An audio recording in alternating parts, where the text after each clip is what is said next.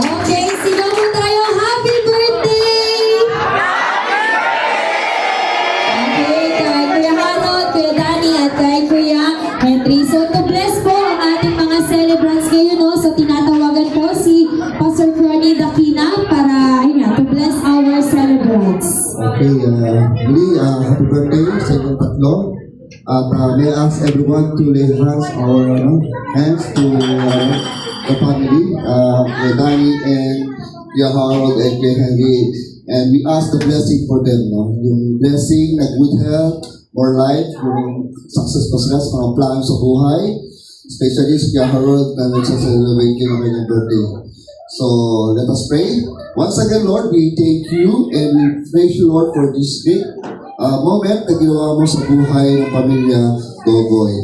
Tunay nga, Lord, salamat sa presensya mo na kung saan naranasan namin ang kagalakan, ang saya ng bawat isa, Panginoon, na kung saan nakita rin namin sa buhay nila, Panginoon, paano sila nagagalak sa mga oras na ito, na kung saan kasama ang mga kaibigan, mga mahal sa buhay, mga kapitbahay na narito ngayon para po mag-celebrate na kailang birthday.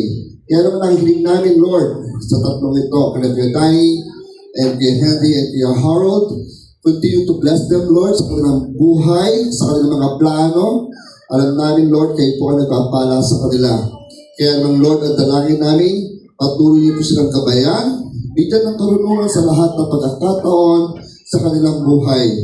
Alam po namin, Panginoon, na hindi mo sila iiwan, hindi pababayaan. Kaya naman, Lord, ibuhos niyo po ang masaganang biyaya at pagpapala sa pamilyang ito.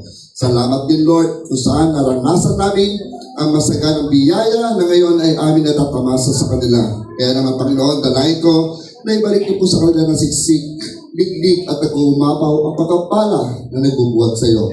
Kaya naman, Lord, ang dalangin ko ang lahat ng ito sa pangalan ng Jesus. Amen. Amen.